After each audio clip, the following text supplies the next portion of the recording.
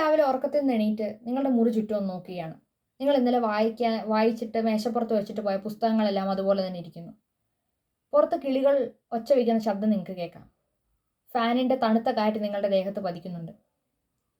പക്ഷേ എന്തൊക്കെ ചെയ്തിട്ടും നിങ്ങൾക്കൊന്നും അനങ്ങാൻ സാധിക്കുന്നില്ല. ആ കട്ടിലിൽ നിന്ന് എണീക്കാൻ സാധിക്കുന്നില്ല.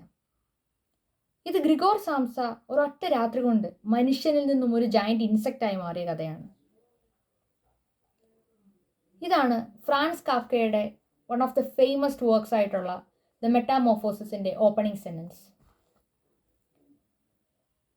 ഗ്രിഗോർ ഒരു സെയിൽസ്മാൻ ആണ്. അവന്റെ തുച്ഛമായ ശമ്പളത്തിലാണ് അവന്റെ കുടുംബം മുന്നോട്ട് പോകുന്നത്. അവൻ ആ കുടുംബത്തിന്റെ ആകെ അത്താണിയാണ്. പക്ഷേ ഇനി ഗ്രിഗോറിന് എങ്ങനെയാണ് അവന്റെ ഫാമിലിയെ നോക്കാൻ സാധിക്കുന്നത്? ഗ്രിഗോറിന്റെ ഫാമിലി അവനെ ഇങ്ങനെ അക്സെപ്റ്റ് ചെയ്യുമോ? അങ്ങനെ ഒരുപാട് ഡീപ്പായിട്ടുള്ള ഡിസ്റ്റർബിംഗ് ആയിട്ടുള്ള ഫാക്ട്സിനെ കുറിച്ച് എക്സ്പ്ലോർ ചെയ്യുന്നതാണ് മെറ്റാമോർഫോസിസ്. കണ്ടീഷണൽ ആയിട്ടുള്ള അവൻ്റെ ഫാമിലി അവനെ സ്നേഹിക്കുന്ന ആ ഒരു രീതിയും, അതുപോലെ തന്നെ അവൻ അനുഭവിക്കുന്ന ഏലിയനേഷനും അവൻ്റെ ലോൺലിനെസ്സും എല്ലാം നമുക്ക് ഈ കഥയിൽ മനസ്സിലാക്കാൻ സാധിക്കും. ഒടുവിൽ ഈ ബുദ്ധിമുട്ടുകളുടെയും കുറ്റപ്പെടുത്തലുകളുടെയും എല്ലാത്തിൻ്റെ ഇടയിൽ നിന്ന് അവനെ തന്നെ വെറുക്കുന്നു. എങ്ങനെയെങ്കിലും അവൻ ഈ ലോകത്ത് നിന്ന് പോയിരുന്നെങ്കിൽ അത്രത്തോളം അവൻ്റെ കുടുംബത്തിന് അത് സന്തോഷം നൽകുമെന്ന് അവൻ വിശ്വസിക്കുന്നു. ഒടുവിൽ അങ്ങനെ അവൻ മരണത്തിന് കീഴടങ്ങുകയാണ്. ഈ കഥ ജസ്റ്റ് ഈ ഒരു ട്രാൻസ്ഫോർമേഷൻ, ഗ്രിഗോർ ഒരു മനുഷ്യനിൽ നിന്നും ഇൻസെക്റ്റായ ട്രാൻസ്ഫോർമേഷനിലപ്പുറം മനുഷ്യ മനസ്സിൻ്റെ ഒരുപാട് ഡിസ്റ്റർബിംഗ് ആയിട്ടുള്ള കൺസെപ്റ്റുകളെ കുറിച്ച് ഡീപ്പായി എക്സ്പ്ലോർ ചെയ്യുന്നുണ്ട്. ഗ്രിഗോറിൻ്റെ ആ അവസാന നിമിഷത്തെക്കുറിച്ച് നമുക്കൊന്ന് വായിക്കാം. What now then? Grigor asked himself as he looked round in the darkness. He soon made the discovery that he could no longer move at all. This was no surprise to him. It seemed rather that being able to actually move around on those spindly little legs until then was unnatural. He also felt relatively comfortable. It is true that his entire body was aching, but the pain seemed to be slowly getting weaker and weaker and would finally disappear together.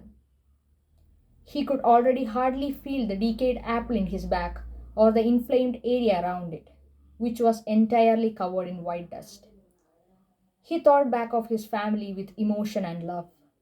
If it was possible, he felt that he must go away even more strongly than his sister. He remained in his state of empty and peaceful rumination until he heard the clock tower strike 3 in the morning. He watched as it slowly began to get light everywhere, outside the window too. Then, without his willing it, his head sank down completely, and his last breath flowed weakly from his nostrils. അങ്ങനെ ഗ്രിഗോറിൻ്റെ വളരെ ബുദ്ധിമുട്ടേറിയ ജീവിതം അവിടെ അവസാനിക്കുന്നു. ശരിക്കും Franz Kafka 20th സെഞ്ച്വറിയിലെ one of the most influential റൈറ്റേഴ്സാണ്.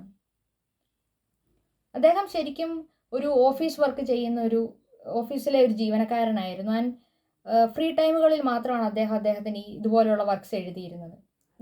അദ്ദേഹത്തിൻ്റെ സുഹൃത്തിനോട് പറഞ്ഞിട്ടുണ്ടായിരുന്നു, മാക്സ് ബോർഡിൻ്റെ അടുത്ത്, അദ്ദേഹം മരിച്ചതിന് ശേഷം ഈ വർക്കുകളെല്ലാം കത്തിച്ച് കളയണമെന്ന്. പക്ഷേ അദ്ദേഹത്തിൻ്റെ സുഹൃത്ത് അദ്ദേഹത്തിൻ്റെ മരണശേഷം ഈ വർക്കുകളെല്ലാം പബ്ലിഷ് ചെയ്തു. ആൻഡ് ഈ വർക്കുകളിൽ എല്ലാത്തിലും റിഫ്ലക്റ്റ് ചെയ്യുന്നത് കാഫ്ക അനുഭവിച്ച ബുദ്ധിമുട്ടുകളും അദ്ദേഹത്തിൻ്റെ മനസ്സിലെ ഭയങ്കര കോംപ്ലിക്കേറ്റഡ് ആയിട്ടുള്ള ഇമോഷൻസുമാണ്. ആൻഡ് ഇത് ലിറ്ററേച്ചറിൻ്റെ ഹിസ്റ്ററിയിലെ തന്നെ one of the best works ആണ്. സോ വളരെ കുറച്ച് പേജസ് മാത്രമേ ഉള്ളൂ. ആൻഡ് ഇത് വായിക്കുന്നത് വളരെ നന്നായിരിക്കും. And happy reading guys.